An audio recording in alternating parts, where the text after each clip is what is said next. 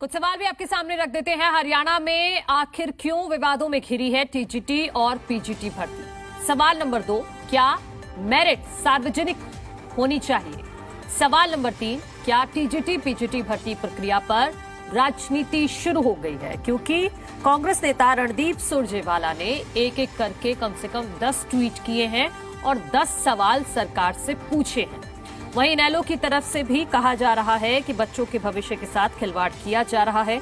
कितने बच्चों ने अप्लाई किया, कितने नंबर कौन से सब्जेक्ट में मिले, मेरिट का फैसला कैसे किया गया, और जो कैंडिडेट भर्ती हुए हैं जिनका सिलेक्शन हुआ है उनकी क्वालिफिकेशन और मेरिट आखिर क्यों सार्वजनिक नहीं की जा रही है, इसी को लेकर विपक्ष सवाल उठा रहा है। देखिए क्या क्या आपत्तियां हैं इस टीजीटी और पीजीटी भर्ती में, जिसके लिए 4144 ऑफर लेटर सरकार की तरफ से दिए जा चुके हैं। जी, इस भर्ती में एक्चुअली क्या हुआ है, जब भी कोई भर्ती निकलती है तो पहले उसका सिलेक्शन क्राइटेरिया बताया जाता है, कितने आवेदन हुए, कैसे सिलेक्शन हुआ, और बजाय कि स्वयं की पीठ थपथपाने की कि पारदर्शिता से हुई है, मेरिट बेस्ड हुई है, सीधे उसका आप रिजल्ट डाल सकते थे, क्वालिफिकेशन बता सकते थे, लेकिन सब कुछ अपारदर्शी ढंग से हुआ है।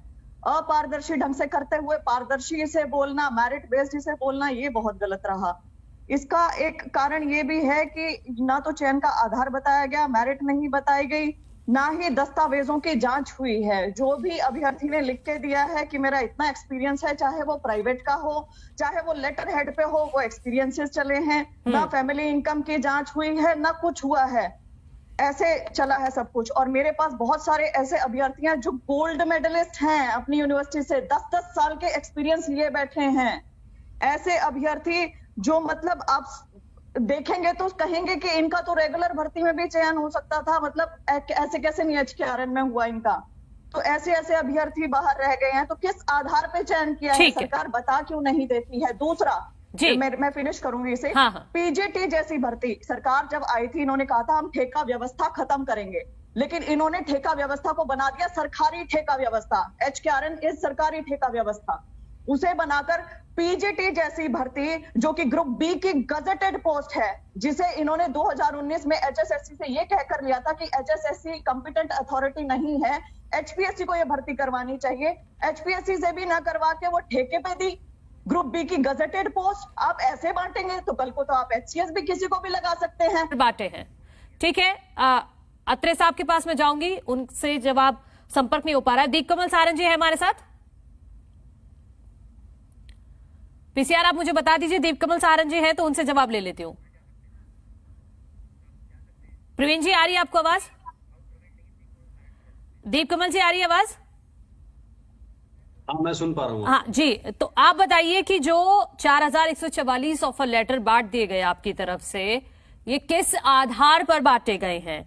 कितने बच्चों ने अप्लाई किया, कितनों का सिलेक्शन हुआ है, क्राइटेरिया क्या था, किस चीज में कितने नंबर मिले हैं, मेरिट का क्या आधार था? ये जो मूल सवाल है इस भर्ती को लेकर उठ रहे हैं, इनका जवाब आप दीजिए।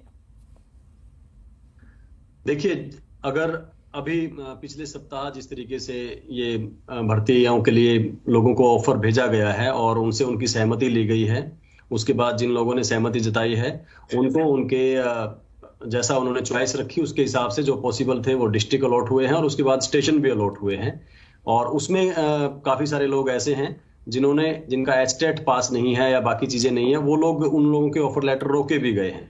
तो मैं मानता हूं कि अभी तक भर्ती प्रक्रिया जो है वो पूरी हुई नहीं है, उसके अंदर चीजें चल रही हैं। और क्योंकि सरकार की तरफ से ये पहला प्रयास है, इससे ज्यादा अच्छी तैयारी हो सकती थी, इससे ज्यादा अगर पारदर्शिता की बात है तो वो हो सकती थी, लेकिन तो भर्ती प्रक्रिया पूरी नहीं हुई है, इस वजह से इसका क्राइटेरिया रिवील नहीं किया जा रहा है, सार्वजनिक रूप से बताया नहीं जा रहा है कि आखिर किस आधार पर ये मेरिट हुई है। तब बताया जाएगा क्या जब भर्ती प्रक्रिया पूरी हो जाएगी? जहां तक क्राइटेरिया है, चाहे ये भर्ती हो, चाहे तो सरकार की दूसरी कॉन्ट्रैक्ट की भर्तियां होती हैं या ऐसी भर्तियां जिनके अंदर ना लिखित परीक्षा होती है ना इंटरव्यू होता है, उन सभी का जो तय फार्मूला है वो जो भी एप्लीकेंट होता है उसकी तरफ से जो जानकारी दी जाती है उसको वेटेज देके उसके जो मार्क्स बनते हैं, क्वालिफाइंग जो एजुकेशन चाहिए होती है उसके अंदर जितने मार्क्स होते हैं और जितने साल का वो एक्सपीरियंस बताता है, सत्यापित करके जो उसके अंदर लगाता है कितने साल का एक्सपीरियंस है, उसके हिसाब से वो कंप्यूटर का फॉर्मूला है, वो सभी पे समान रूप से लागू होता है। वो अगर जो कैंडिडेट्स हैं उनको नहीं पता है,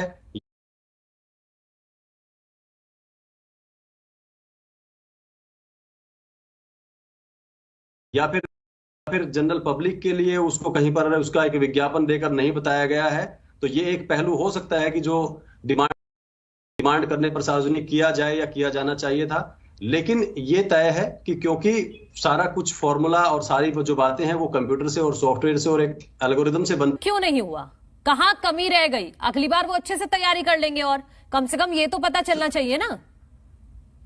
मनु, अब यही तो फर्क है ना। अब आप कह रहे हैं कि वो तैयारी कर लेंगे, इसमें तैयारी का विषय ही नहीं है, इसमें परीक्षा थोड़े ली गई है। किस बात की तैयारी करेंगे? इंटरव्यू की, परीक्षा की, किस चीज की तैयारी करेंगे? और जहां तक ये बात है कि उनके अनुभव का, कितने साल का उनको टीचिंग एक्सपीरियंस है, उसकी उनको वेटेज मिलेगी, ये सबको पता है, ये सबको बताया गया है।